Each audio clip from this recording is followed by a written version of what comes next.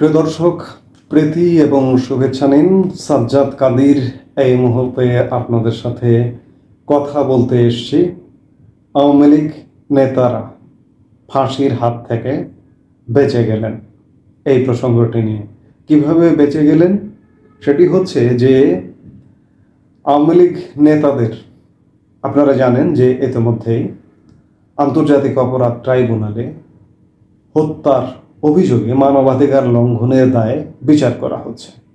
এবং এই বিচারটি, যেটি শুরুতে জানা গিয়েছিল যে 6 মাসের মধ্যে সম্পূর্ণ হবে এবং সম্পূর্ণ করে শেখ হাসিনাকেও ফাঁসির দণ্ডে দণ্ডিত করা হবে। কিন্তু সবচেয়ে উদ্বেগের বিষয়, আওয়ামী লীগের এই মুহূর্তে বেশ কিছু গুরুত্বপূর্ণ কেন্দ্রীয় নেতা জেলবন্দি আছেন। এই জেলবন্দি নেতাদের কাউকে 6 মাসের মধ্যে ফাঁসিতে ঝুলিয়ে দেবার একটা পরিকল্পনা ছিল। আমি এটি নিয়ে অতীতে একাধিক ভিডিওতে বক্তব্য দিয়েছি, কথা বলেছি। তারপরেও একটু প্রেক্ষাপটটি বলি যে এই আন্তর্জাতিক অপরাধ ট্রাইব্যুনালে ষড়যন্ত্রমূলক হত্যা মামলা দিয়ে বিচার করবার কারণ হচ্ছে একটি প্রতিশোধ। এই আন্তর্জাতিক অপরাধ ট্রাইব্যুনালটি গঠন হয়েছিল 71-এর যুদ্ধাপরাধীদের বিচারের জন্য এবং আওয়ামী লীগ সফলভাবে সেই কাজটি করতে পেরেছে। 71-এর যুদ্ধাপরাধী জামাত নেতাদের ফাঁসিতে ঝুলিয়ে দিতে পেরেছে। যখন ফাঁসিতে ঝুলিয়ে দিয়েছে তখনই জামাত শপথ নিয়েছিল যে একদিন যদি আমরা সুযোগ পাই আমরাও ফাঁসিতে ঝোলাবো। সেই সুযোগ আজকে 2024-এ পেয়েছে এবং তারা বলছে স্বাধীনতা পেয়েছে। এই স্বাধীনতার সুবাদে আওয়ামী লীগ প্রধান শেখ হাসিনা এবং আওয়ামী লীগের গুরুত্বপূর্ণ প্রধান নেতাদের ফাঁসিতে ঝোলানোর একটি ষড়যন্ত্র থেকে এই যে আন্তর্জাতিক অপরাধ ট্রাইব্যুনালে বিচার করছে।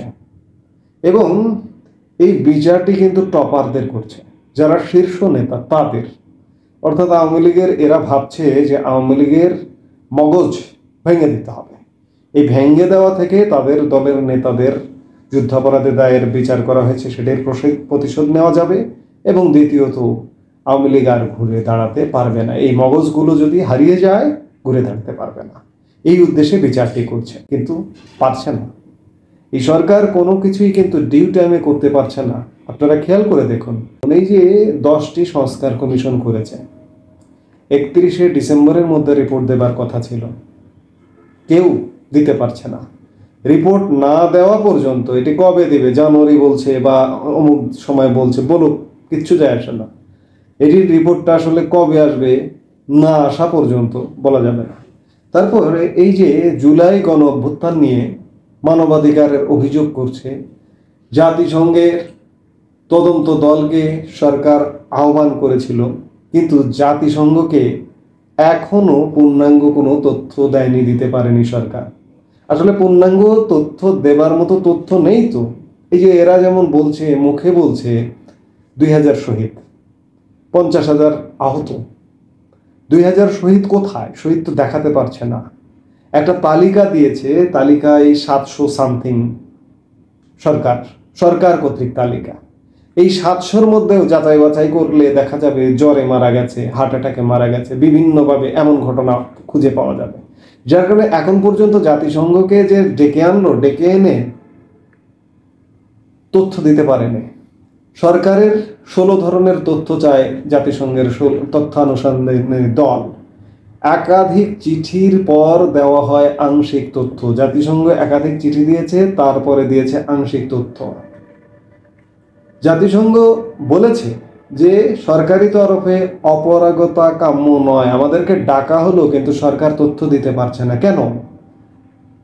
প্রতিবেদন দেওয়ার সম্ভাবনা জানুয়ারির মাঝামাঝি বলছে এরা, সরকার বলছে প্রতিবেদন দেওয়ার সম্ভাবনা জানুয়ারির মাঝামাঝি, কিন্তু আদেও দিতে পারবে কি না সে ব্যাপারে সন্দেহ আছে।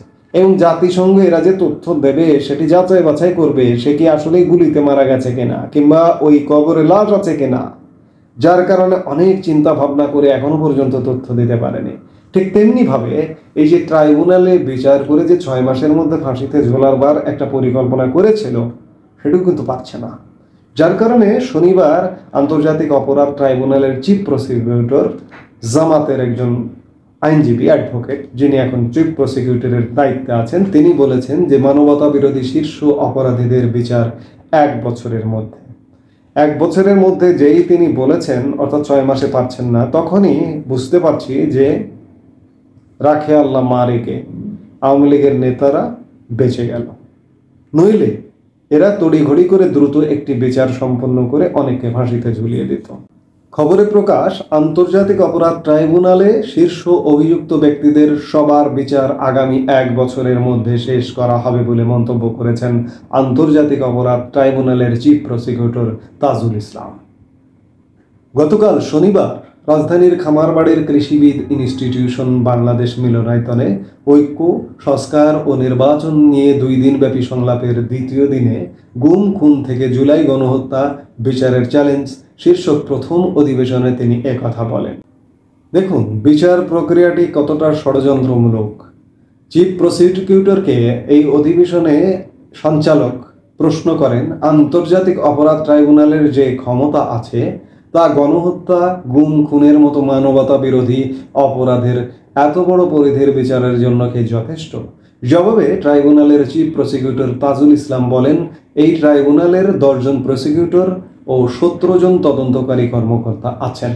তাদের প্রধান লক্ষ্য হচ্ছে গুম, গণহত্যা ও মানবতা বিরোধী অপরাধ বাংলাদেশের মাটিতে হয়েছে, সেই অপরাধে যারা মাস্টার মাইন্ড, যারা একদম সর্বোচ্চ জায়গায় বসে থেকে অপরাধগুলো সংগঠিত করেছিলেন, প্রাধান্য দিয়ে তাদের বিচার করা। সেক্ষেত্রে এই ট্রাইব্যুনাল হাজার হাজার মানুষের বিচার করতে পারবে না এবং সেই লক্ষ্যে অগ্রসর হচ্ছে না তারা। দেখুন, বৈষম্য বিরোধী সমাজ, বৈষম্য বিরোধী ছাত্র আন্দোলন দিয়ে বৈষম্য বিরোধী সমাজের কথা বলা হচ্ছে, কিন্তু এখানেও তো বৈষম্য করা হচ্ছে। টপার বলছে যে টপার যারা মাস্টার মাইন্ড তাদের বিচার করা হবে। সারা বাংলাদেশের অপরাধীদের বিচার করুন, সারা বাংলাদেশেই তো গুম খুন হয়েছে, সেটি তো পারছেন না, তাহলে তো বৈষম্য রয়ে গেল। বেছে বেছে আমি শুরুতে যেটি বলছিলাম যে কেন্দ্রীয় নেতা যারা, প্রধান নেতা শেখ হাসিনা দলীয় প্রধান, এই মাথাটাকে সরিয়ে দিতে হবে এবং অন্যান্য মাথাদের সরিয়ে দিতে হবে, যাতে আওয়ামী লীগ আর কখনো ঘুরে দাঁড়াতে পারে না।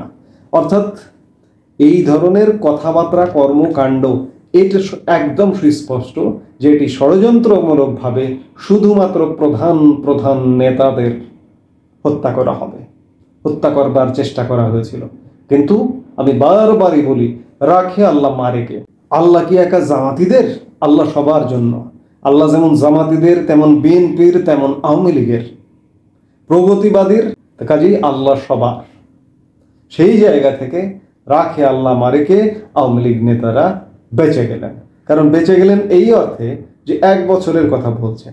6 মাস হলে একটু ডাউট ছিলাম আমি যে 6 মাসে যদি হয়, 6 মাস টিকে যেতেও পারে, কিন্তু 1 বছর যে টিকবে না এই সরকার, এটি আজকে 29 ডিসেম্বর 2024-এর শেষে গ্যারান্টি দিচ্ছি যে 1 বছর এই সরকার কোনোভাবেই টিকবে না। এবং যেহেতু টিকবে না, আওয়ামী লীগ নেতারা বেঁচে গেলেন। এই মুহূর্তে এ পর্যন্তই। সবাই ভালো থাকুন, সুস্থ থাকুন। আমাদের ভিডিওগুলো নিয়মিত পেতে সাবস্ক্রাইব করুন Sajjad Kadir and the legends YouTube channel এবং লাইক, কমেন্ট, শেয়ার করে সাথে থাকুন।